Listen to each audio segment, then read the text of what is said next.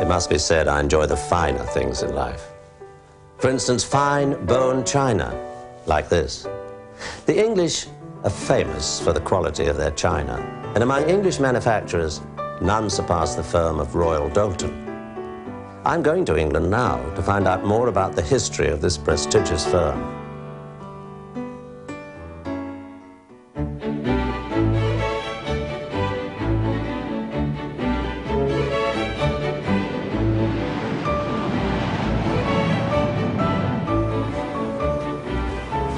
May I take this for you? How very kind.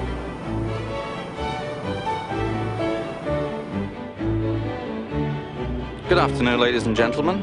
This is Captain David Liney speaking. I'd like to welcome you to today's flight on Concorde.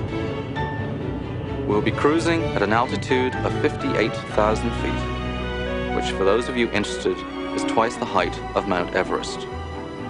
Now please sit back, relax, and enjoy the flight while our cabin crew serve dinner. Thank you.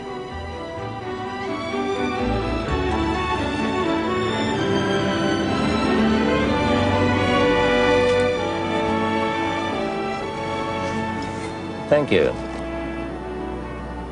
Mr. Macnee, are you going to London on business or pleasure? I'm doing a television program on Royal Doulton. The fine china people. Really? Did you know your lunch is being served on Royal Doulton? Ah, there's an auspicious beginning.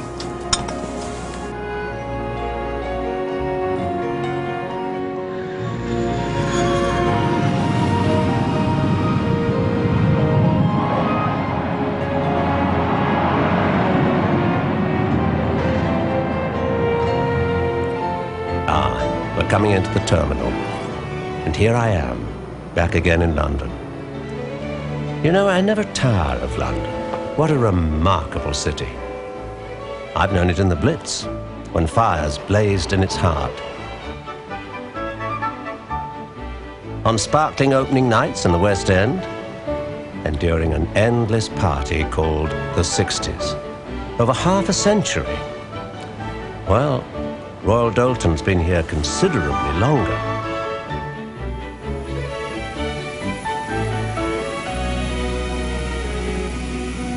Louise Irvine is Royal Doulton's historian. It is she who will guide us through the many years of the Royal Doulton story. Louise wasted no time in beginning my education. She is an expert in 19th and 20th century ceramics and has several books on the topic to her credit.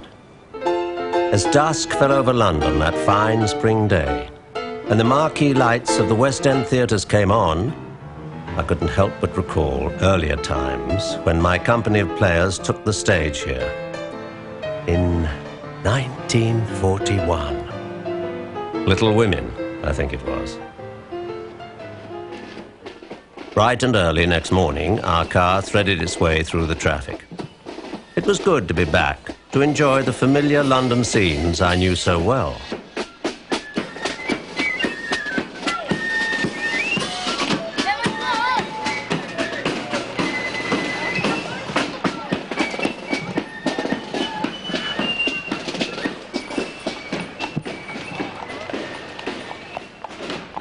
Ah, the Iron Duke. His most famous victory was, of course, Waterloo in 1815. In that same year, a young potter named John Doulton invested his life savings in a little pottery in Lambeth beside the River Thames. And the original pottery was established just over there. Shall we take a closer look? Well, it's such a beautiful day. Why don't we go by boat? Just as they did in the past. The little pottery beside the river prospered. And on our short trip, Louise told me how for the next 50 years, John Doulton manufactured a growing array of products made from stoneware. Things like these little bottles to hold ink or gin, and souvenir jugs to commemorate Britain's imperial heroes. When his son Henry joined the firm in the 1830s, Britain was in the throes of social change. People flocked in from the country to the sweatshops of the cities. The Industrial Revolution brought national prosperity, but also put an enormous strain on what few urban services existed. Sanitary conditions, for example, were primitive, to say the least. It was, in fact, Henry Doulton who saw the crying need for adequate sanitation in the great capital, and later in life he wrote, "There were few bigger tasks for a plain man to accomplish than the resolute and efficient drainage of such sinks of pollution as this." By the end of the century, Doulton was supplying 30 miles of pipe sewers a week to cities throughout the empire and the world. I was amazed to learn that even today, vast networks of Doulton pipes still snake beneath the streets of Paris and Vienna, Bombay and Singapore. Having foreseen the sanitary revolution, it was said Henry Doulton made a fortune out of drain pipes and spent it on art.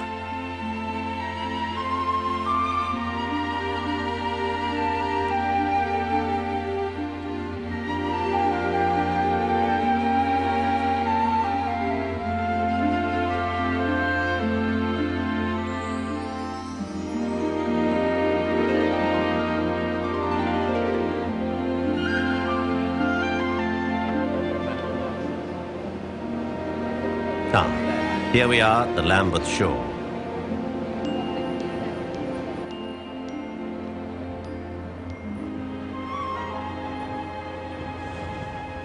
That was a lovely trip, wasn't it? Yeah, wasn't that good? Wasn't it You're good? glad you had that coat, eh? Yeah. Certainly have. I tell you, I'm an old hand at climbing. And it's no use them saying, well, it's going to be a sunny day. I imagine there have been a lot of changes in Lambeth since John Doulton's day. Oh yes, enormous changes. But we know how it used to look because the Doulton artist painted some lovely tile panels showing this street a century ago. Yeah. And in the archive we also have some interesting old photographs showing how it all used to be.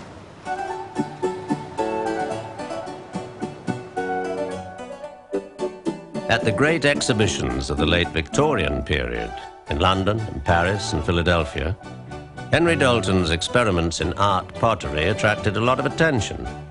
And when Queen Victoria herself bought some pieces, Henry Doulton again found himself in a position to satisfy a huge public demand.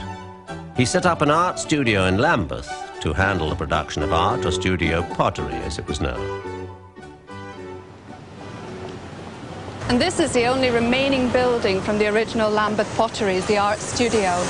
You can see it's a marvellous advertisement for Doulton ware and the terracotta and their other architectural products. And over the doorway here, this terracotta panel depicts Henry Doulton sitting down, surrounded by all his artists. In the centre, that was the first Doulton artist, George Tinworth, and he was famous for his religious panels and his decorative vases and also his humorous little animal models. He looks very proud of his work. Yes, he does, doesn't he? Over there, that's the first lady artist, Hannah Barlow. Look at that little tabby cat coming out from under a seat. Yes, apparently she used to bring lots of her pets into the studio and cause absolute havoc. Oh, regular menagerie, eh? Yes. Hundreds of young women, and some men, were employed to create an enormous variety of ceramics.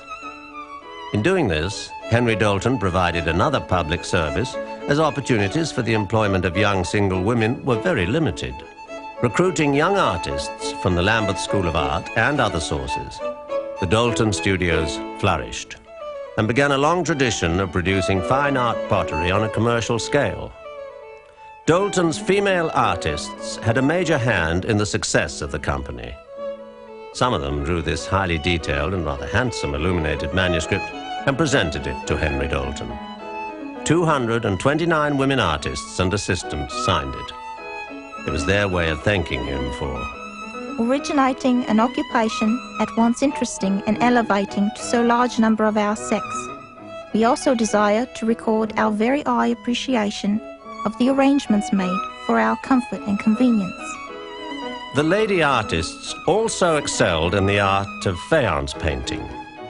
Using this method, they produced work in many styles, including neoclassical pieces such as this, and also those inspired by Japanese, Persian, and other schools of design.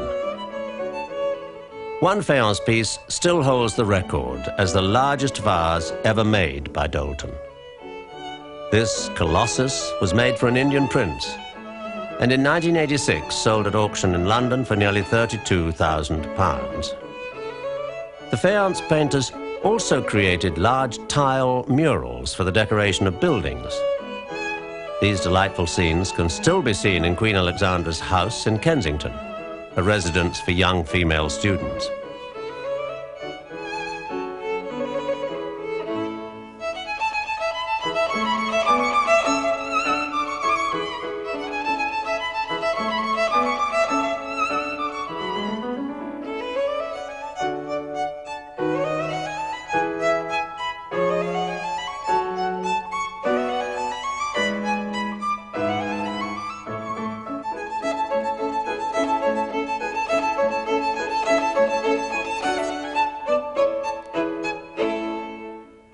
Here is Shonsui, the legendary Japanese potter.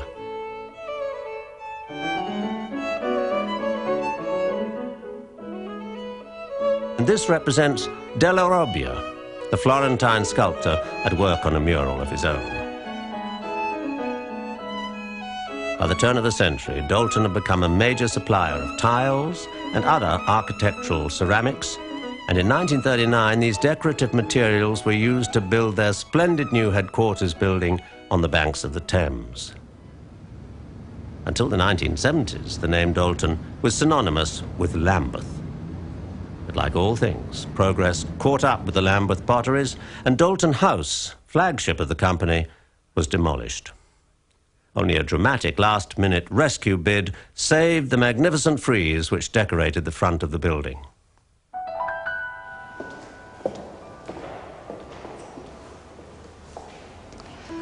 So we sat out on the scaffolding all night in the hope that we could persuade the contractors not to demolish it until we'd had an opportunity to have it cut out. Fortunately, we were successful, and the pieces were taken up to the Ironbridge Gorge Museum in Shropshire and skillfully restored. And then 2 years ago, Royal Doulton presented it to the Victoria and Albert Museum. What does it represent? Well, it tells a story of pottery through the ages, going right back to the Egyptian times, through Assyrian, Persian, the Orient, right up to the Roman times. And each of the different civilizations is carrying forth a different ceramic offering.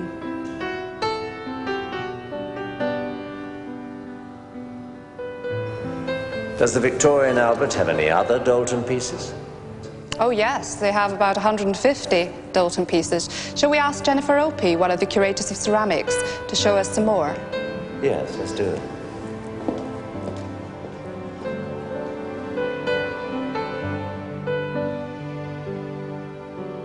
The Victoria and Albert Museum, founded with purchases made at the Great Exhibition of 1851, and now one of the most important museums of art and design in the world.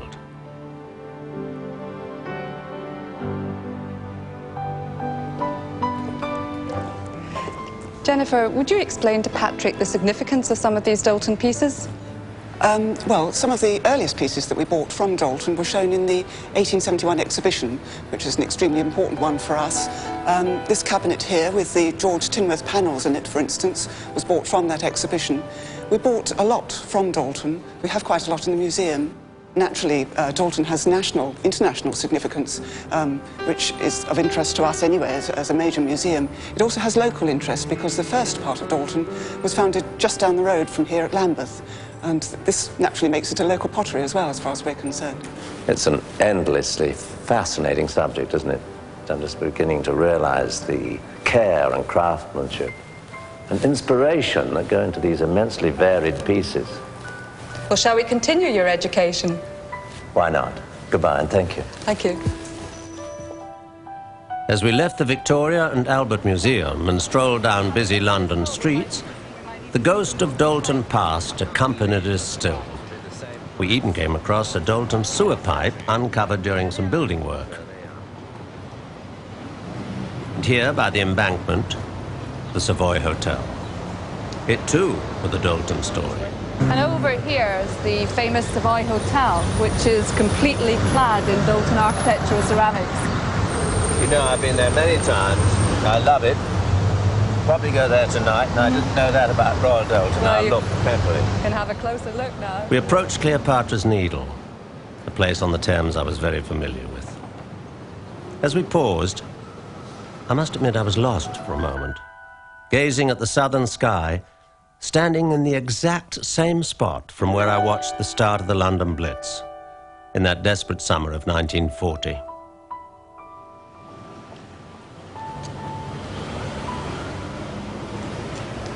Would you believe there's even a Doulton connection here?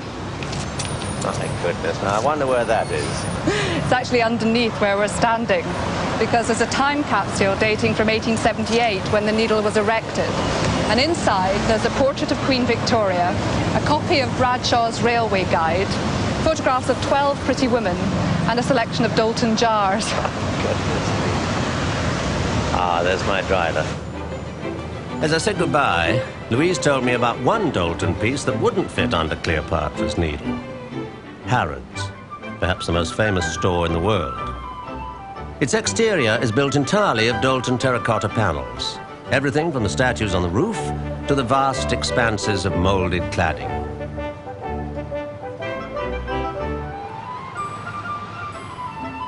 As I had some shopping to do anyway, I went on my own to explore Harrods.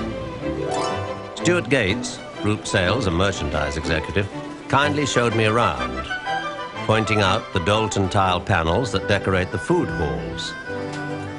Here, above the shoppers buying the evening dinner, idyllic rural and hunting scenes provide a calm pastoral backdrop to the bustle below. Similar scenes are found in the fish and fruit departments.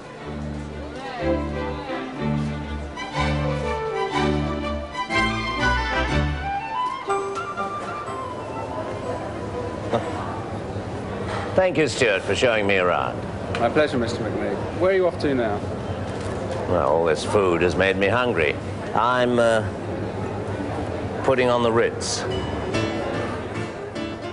It's always a great treat to dine at the Ritz, such a beautiful and well-run hotel.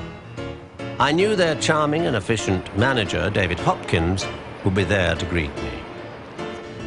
Hello, Mr. Macnee. Welcome back to the Ritz. Good to see you again. Good to be here. Peter has your normal table ready. Shall we go through? Yes. Thank you.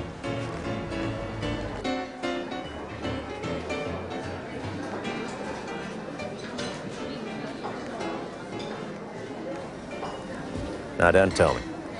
Royal Doulton. Finest bone china in the world, sir. Really? Been using it for years. It's made up in Stoke, you know. Stoke-on-Trent. I haven't been to the potteries for years. When was it? Midsummer Night's Dream for the Old Vic. 1954. I believe Royal Doulton have been there considerably longer than that. I believe you're right. I'm going to Stoke tomorrow to the factory.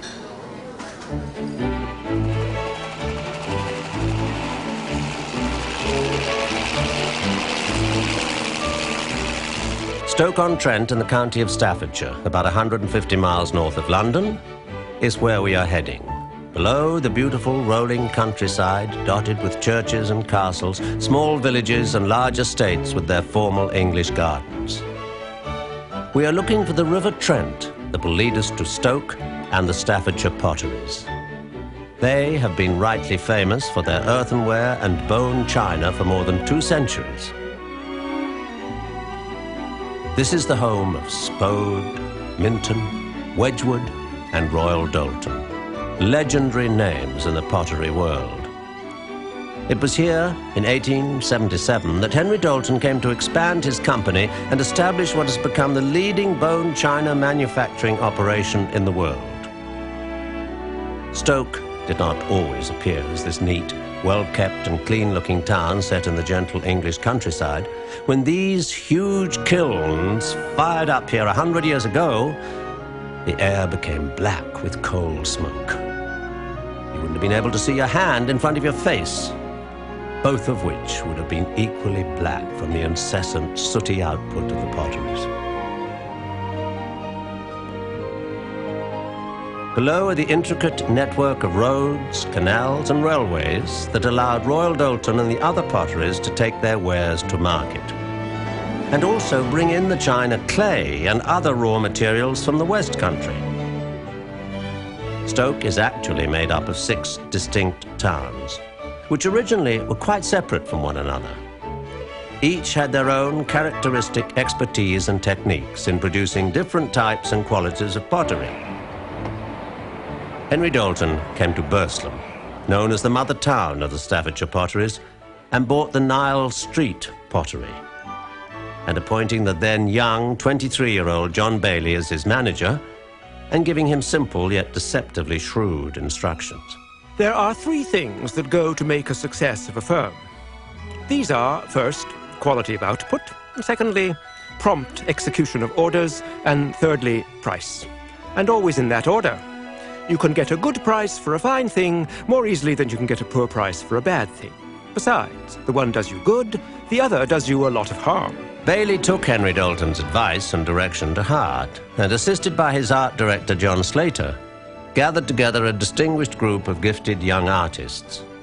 Initially, they decorated practical earthenwares for the Victorian home, but they soon convinced Henry Doulton of the virtues of introducing a superior fine bone china body. The work they produced on this beautiful translucent ware earned for Doulton a matchless reputation for artistry and quality. Customers began looking for the signatures of the Doulton artists on their tea sets and place settings.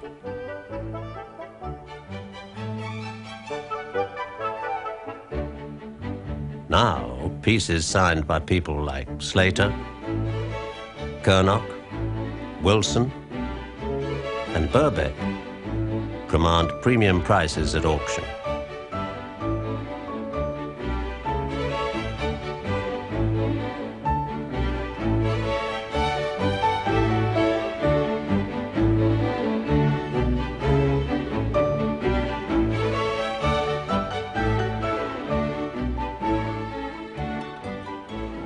After many honours, Henry Doulton was knighted by Queen Victoria in 1887, the first of his craft to be so recognised. Much of the company's corporate and artistic heritage is preserved here in the Sir Henry Doulton Gallery, where the collection is displayed and enlarged at every opportunity under the discerning eye of curator Valerie Bainton. How do you do, Mr. Macnee? How do you do? You must be Valerie. That's right. I'm delighted to meet you. We've been looking forward to your visit for a long time, and I'm going to show you around the Sir Henry Doulton Gallery, if you'd like to come this way. Thank you. After you. I'm looking forward. What made Doulton so successful when the factory was established here in Burslem? Well, I think it was the people. They were so tremendously talented. One of the artists most frequently in the limelight from the 1890s onwards was the gifted modeller Charles Noak, who eventually became art director. He modelled many vases for a very big exhibition in Chicago in 1893. This is the Dante vase and was one of the vases sent to Chicago. That is special, superb.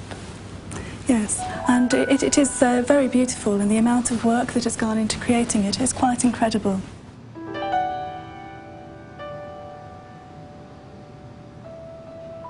Charles Noak developed a lot of different ranges, such as this lovely flambe vase.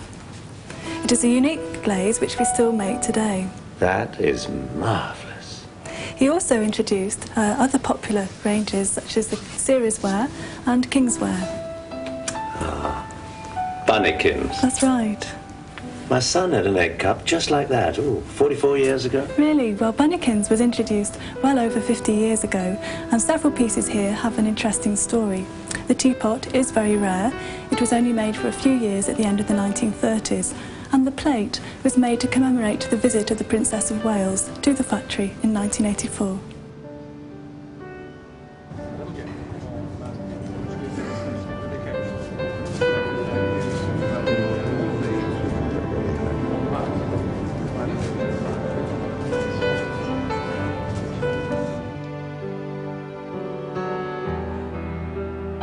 Royal Doulton received the rare and singular honour of incorporating the word royal in its name in 1901.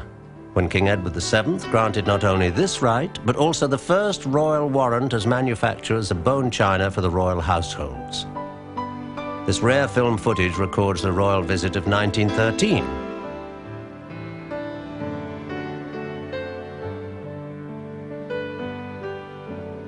When King George V and Queen Mary arrived at Doulton's, and when the Queen caught sight of this little figure, she exclaimed, "Isn't he a darling?" And of course he's been called darling ever since. He was the first in a long line of Doulton figures, much loved by collectors all over the world.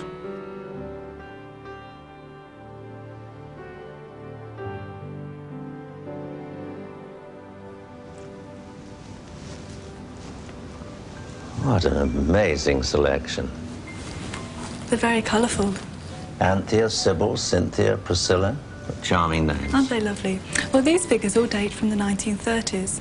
But figures were introduced in 1913, and since then, over 3,000 different HN numbers have been issued. Today, we have over 1,000 different figures in our collection. Really?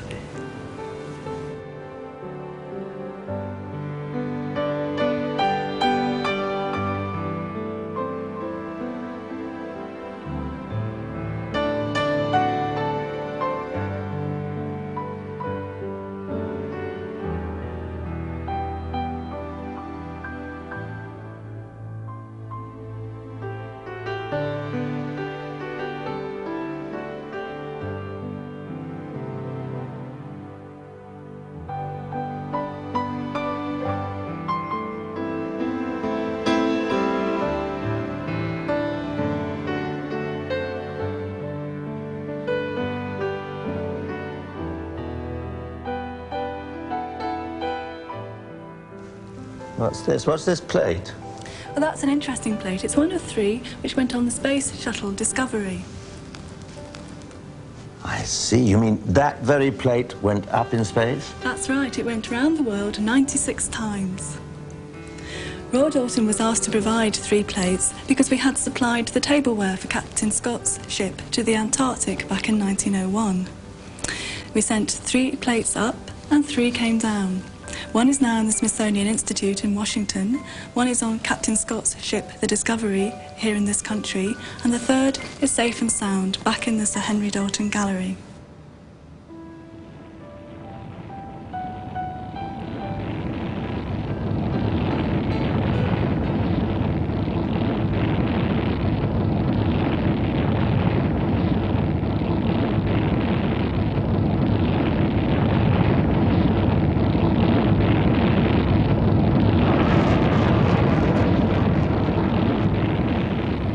Fine bone china was first made at Royal Doulton Nile Street factory in 1884.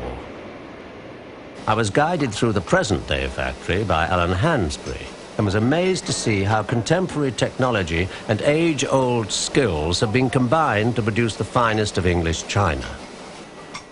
And how nice that the machines are used for the repetitious and mechanical jobs, whilst craftsmen and women do the skilled job that no machine could ever handle. I'm sure Sir Henry Doulton would have approved. I was fascinated to learn that the story of English china can be traced back to Marco Polo's return from the legendary court of Kubla Khan, bringing with him the most exquisite porcelain. It was many years later, in 1710, that European potters discovered the formula and began to make porcelain of their own. But the great breakthrough came in Stoke-on-Trent. Around 1800, a potter in this town, allegedly Josiah Spode, discovered the formula for bone china, the uniquely English form of china. It was an exceptional discovery. Bone china is the whitest, the most translucent, and the strongest of all ceramics. It made Stoke-on-Trent into the world's greatest ceramic city.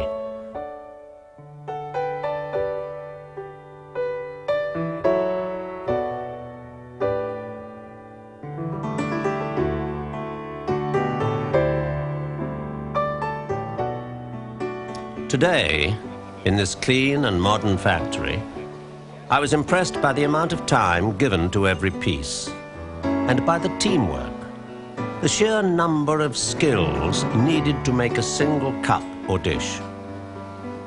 There's something so satisfying and so rare about seeing people take pride in doing a job properly. When you've actually seen the skill and time needed to make it, you realize what good value china is.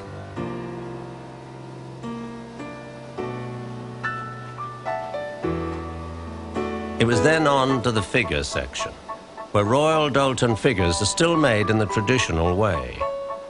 The talented people of the potteries practicing their time-honored skills. Here, the director of sculpture, Eric Griffiths, puts the finishing touches to the master of a new figure.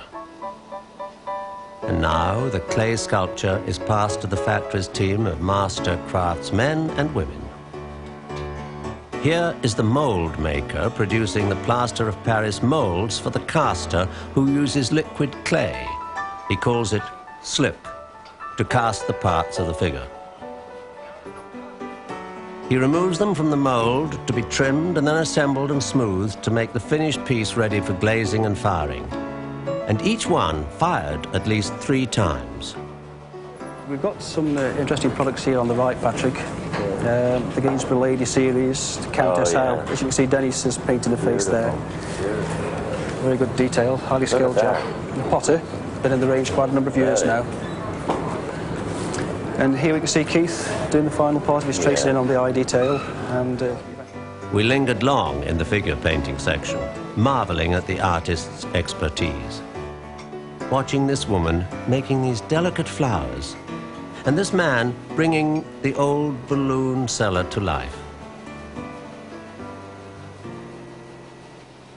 Using ceramic colors, each piece is carefully colored according to the artist's design, although there are individual variations which make each an original character.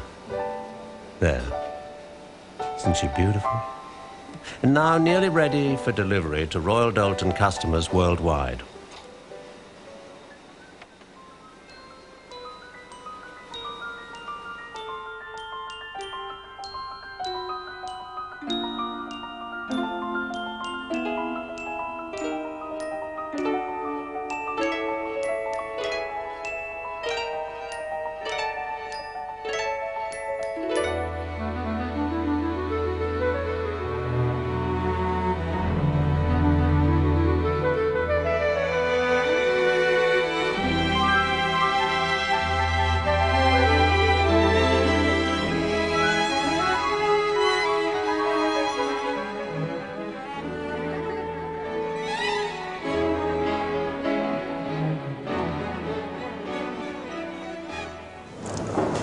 Mr. Macnee, I hope you enjoyed your tour. Very much indeed, and thanks to Alan, it was enjoyable and informative. My pleasure.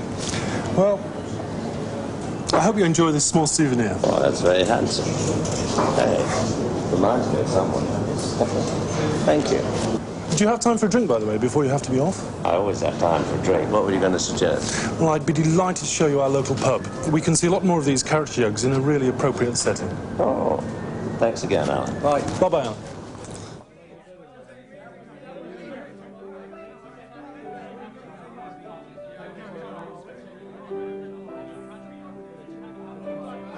£2 of your best, please, landlord. Thank you. Is that okay? Yeah, that'll be fine. Well, this is fun. I imagine these must create quite a talking point among your customers, don't they? They certainly are, sir, yes. Well, cheers. How relaxing to sit once again in a fine old English pub, in the pleasant company of Royal Doulton's museum officer, John Morton. I've seen character jugs in homes all around the world, but John pointed out that good collections are often seen in pubs. All today's jugs share a common ancestor, Toby Philpott. That's where the name Toby Jug comes from.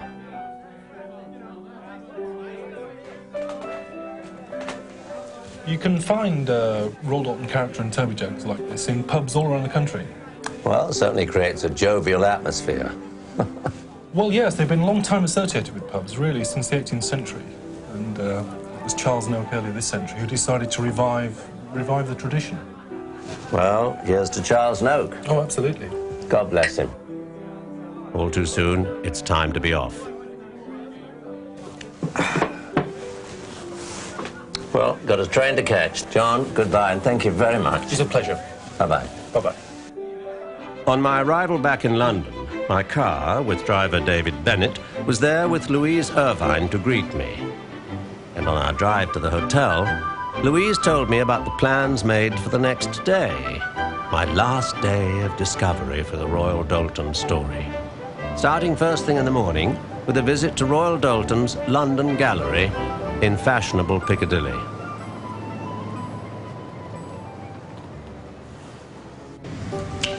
And this gallery is the venue for a variety of theme exhibitions. This one, the Midas Touch, features the art of the gilder.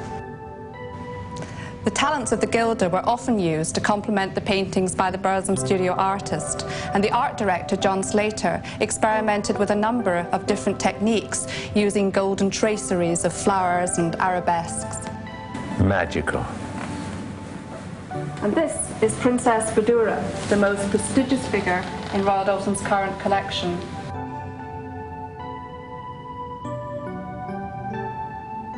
And these haunting golden wall masks were modelled by Richard Garb, the distinguished British sculptor. He worked with Royal Doulton during the 1930s.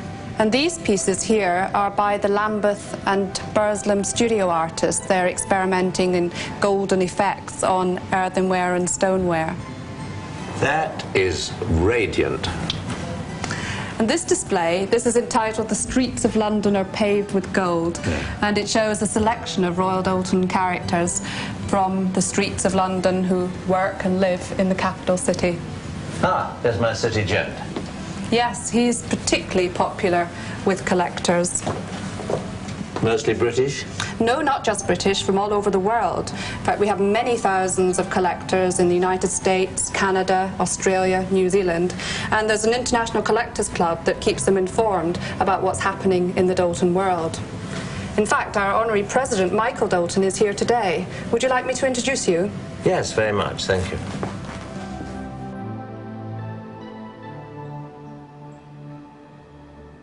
There we are. Patrick, I'd like you to meet Michael Doulton. Hello, very nice to meet you. How do you do? Which is your favourite piece?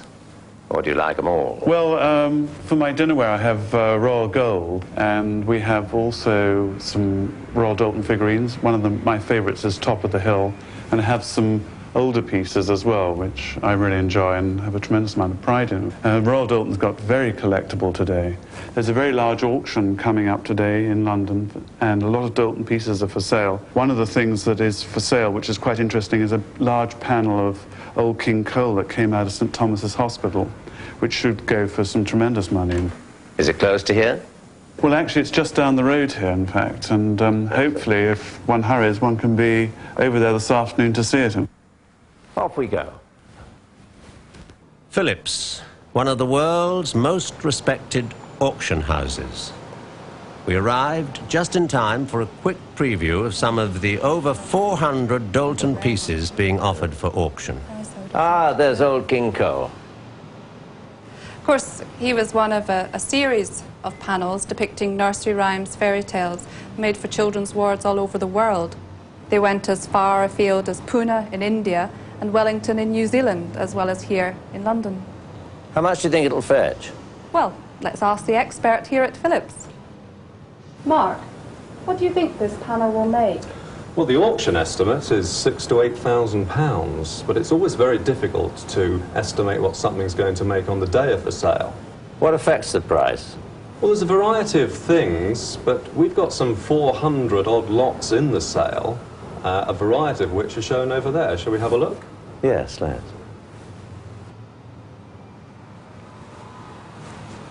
Well, here's an early Lambeth piece by John Broad, who was one of Doulton's best artists. Always proves very popular at auction, and probably anticipate around about £1,000 for that. I'm not surprised, an early Lambeth piece. Very nice. Well, here's something with a story behind it. This is the famous white Churchill jug that was discontinued after a year because I think someone close to the Churchill family was rather unhappy with the likeness. Oh, really? Yes. So, again, quite a rare piece, possibly £3,000 on the day. My goodness. Here we are, look, a figure. The Doulton figure market is strong worldwide. The Goose Girl, one of the early ones, a good artist, possibly £1,200 on the day. Well, Patrick, are you going to be bidding at the auction? Yes, I think so. Well, we'd better hurry. The auction's about to start. 40 somebody. At 40 I'm bid, thank you. £40, 5, 50, 5, 60, £60 at 60. 153, Goose Girl. 153, £500 at 5, 500, 520, 550, 580 at £580. Any bud? 600, 620, 650 at £650. 680, 700, 720, 750, 780, 800, 820, 850, 880. I see the people from St Thomas's Hospital here. They must be trying to buy back the tile panel. I hope they get it. Lot 253, Oak King Co. The magnificent tile panel over there, Oak King Co. Lot 277, showing on my left. £4,000 at 4,000. £4,000, 200, 4,400, 4,600, 4,800, 5,000, 5,200. £5,200 now at 5,002, 5,500, 5,800, 6,200, 6,500, 6,800, 7,000 at £7,000 on my right. At £7,000. Any advance? You all done? At £7,000. Thank you. 140 at £140. I hope I can scratch my nose without spending £10,000. 161. I've got my eye on 175. Oh yes, that's the Lido lady. She was designed by Leslie Harradine in the 1920s. She's a lovely figure. At £200. Any advance? At 200. At 220, 240.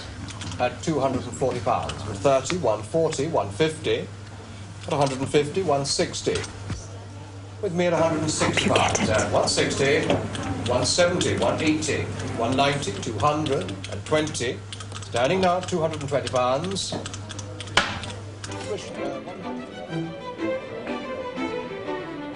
Well, goodbye, Patrick. I hope you enjoyed your trip. I did, Louise, and thank you very much indeed. You're welcome.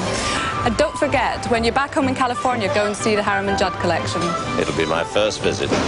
I'll take my little Lido lady with me.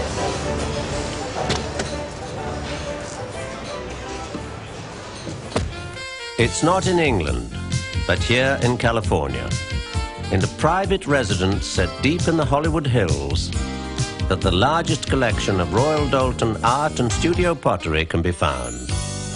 The magnificent Harriman-Judd collection. And as Louise said it would be, my welcome by Mr. Edward Judd was warm and friendly. Hello, Mr. Judd. It's very good to see you. Nice to meet you.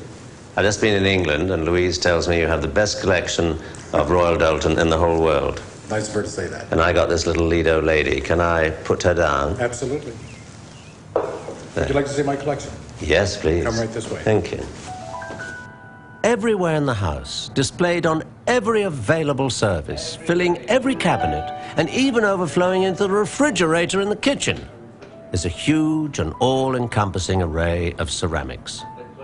Together, these pieces represent an invaluable source of information about Victorian and Edwardian attitudes to art and design. And I haven't found places for them yet in the house.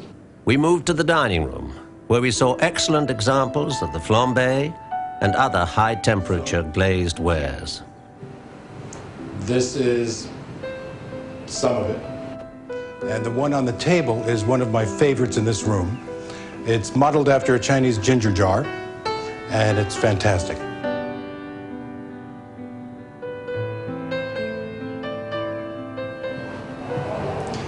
The pieces here are quite lovely. Flambe animals, sung pieces, Chang piece, and I thoroughly enjoy the color and the brilliance of them. Here is Tinworth's monumental History of England vase, now in one of the main bedrooms of the house.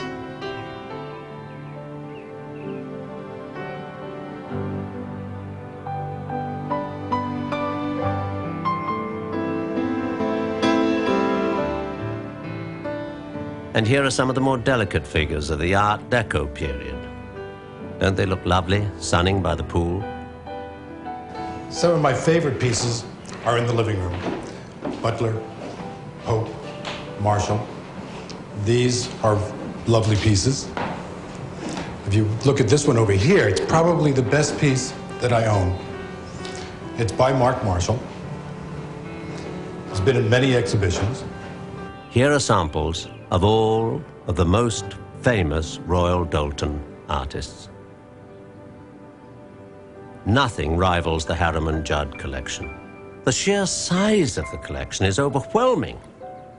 Tinworth, of course, and hundreds of pieces by Barlow, Marshall, Butler, Simmons, and others too numerous to mention.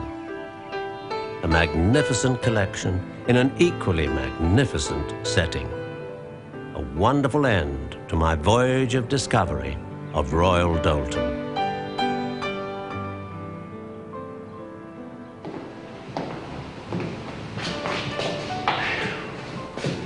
Wonderful. Nice trip, wasn't it? Great. Thank you very much indeed. I enjoyed showing you. The Harriman-Judd collection was started a mere 20 years ago with the purchase on impulse of this Doulton jardiniere during a vacation in England. Who knows? I hope you've enjoyed this introduction to Royal Doulton as much as I have. I'm Patrick Macnee. Thank you, and goodbye for now.